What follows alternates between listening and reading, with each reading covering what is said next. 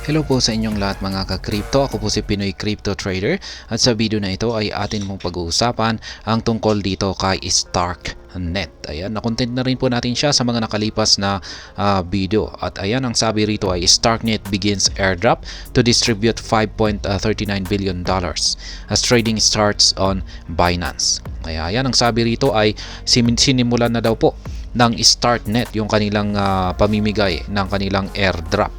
At ito po ay nagkakahalaga ng $5.39 billion, kaya ang laki yung kanilang airdrop na ito.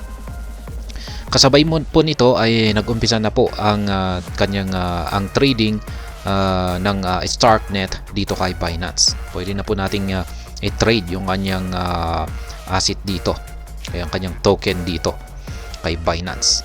At ayan, bago po tayo magpatuloy ay nais ko lamang po munang bigyang linaw ang aking disclaimer kung saan ang nilalaman po ng video na ito ay hindi po ito isang financial advice. For education and information purposes lamang po ang layunin nito. Maliban po dito ay nais ko na rin pong magbigay babala na wala pong kahit anumang group chat ang Pinoy Crypto Trader. Yan, Ethereum Layer 2 solution Starknet has begun the distribution of its airdrop, rewarding users with millions of STRK tokens, valued at a whopping $5.39 billion at some point. Kaya yan, inumpisa na daw po ng Starknet na ang kanilang pamimigay ng kanilang airdrop sa mga users. Yan, yung mga users, karapat-dapat ng mga users na makakatanggap nito.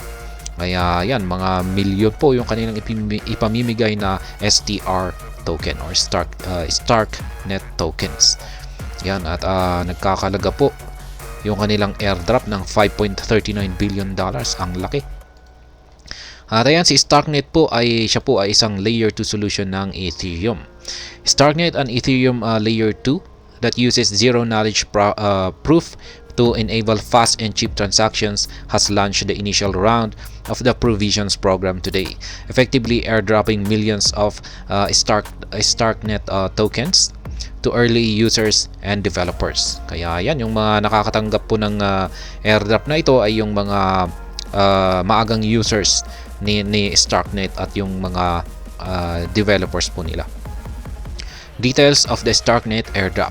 The airdrop, which will distribute 700 million Starknet tokens to nearly 1.3 million eligible wallets, aims to reward supporters of the ecosystem as well as to incentivize more adoption. Eligible groups include StarkX users, Ethereum stakes, Starknet users, developers, and software contributors. Kaya yan po yung mga makakatanggap ng mga airdrop dito ng Starknet. Yung mga StarkX users, mga nag-i-stake ng Ethereum, at saka syempre yung mga users mismo ni Starknet, yung kanilang mga developers at mga software contributors. Users can ascertain their eligibility through the official verification page. To initiate the process, users are required to link their Starknet wallet and adhere to the provided instructions. Upon confirmation of eligibility, the corresponding token allocation will be displayed. As of press time, the distribution has already begun, having started today at 12 noon. Users have until June 20 to claim their tokens. The team behind the project has noted that they would absorb unclaimed tokens and distribute them in the next round. Kaya yan yung mga kasali po dito na mabibigyan na sa airdrop na ito ay dapat i-claim na po natin yan bago sumapit po ang June 20, sapagkat kung hindi po natin na-claim yan ay babawiin po ng team ng Starknet ito at muli po niya itong ipamimigay sa susunod na round ng kanilang airdrop.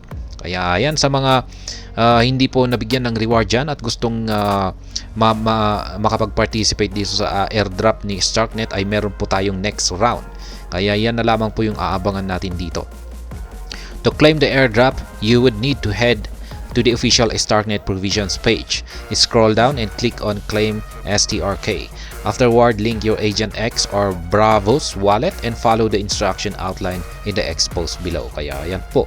Ganyan lamang po kasimple kung paano natin i-claim yung ating airdrop. Punta lamang po tayo sa kanilang page. Yan, at i-click lamang daw po natin yung button na Claim STRK. At sundin natin yung mga instructions nito. The initial 700 million STRK tokens to be distributed in this first round of the airdrop are part of the 900 million tokens allocated for the airdrop.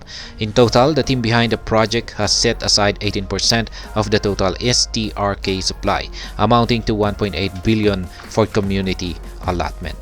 Net hit a high of $7.7. Kaya yan. Umakyat po ng $7.7 na presyo itong si StarkNet. As an asset, StarkNet serves a dual purpose as both a governance token empowering holders to participate in shaping the future trajectory of the StarkNet network through voting, and as a utility token facilitating fees, rewards, and incentives within the network. Ayan ang STRK token or StarkNet token ay meron po itong dalawang gamit. Nagsisilbi daw po itong governance tokens. Ayan. Kung saan ay ginagamit po ito sa pang-vote sa mga proposal, mga project proposal dito sa ecosystem ng StarkNet. Ayan, the token has already secured listing from several leading exchanges including Binance. Upon its listing, StarkNet token soared to $5 on KuCoin and hit a high of $7.7 on Binance. At the $7.7 high, the 700 million STRK to be distributed was worth a whopping $5.39 billion, making this the largest crypto airdrop so far this year. Shortly after the airdrop went live, the price of the token stabilized at $2.998 on Binance and $2.86 on market tracker CoinMarketCap amid sustained selling pressure. Per CMC data, the token currently boasts a market cap of $2 billion and a volume of $469.8 million. Fueled by Starkware's cutting-edge zero-knowledge proof technology, the StarkNet network, which launched on the mainnet in November 2022, seeks to tackle the scalability, cost, and privacy challenges afflicting Ethereum by facilitating cheap, fast, and private transactions. Kaya ayan po, nalista po si StarkNet hindi lamang po dito kay Binance, nalista na rin po siya sa ibang mga exchanges na katulad po ni KuCoin. Kaya ayan, nung nalista po ito ay kay KuCoin ay umakyat po yung presyo ni StarkNet sa $5. At nung nalista naman siya kay Binance ay umakyat po sa presyong $7.7.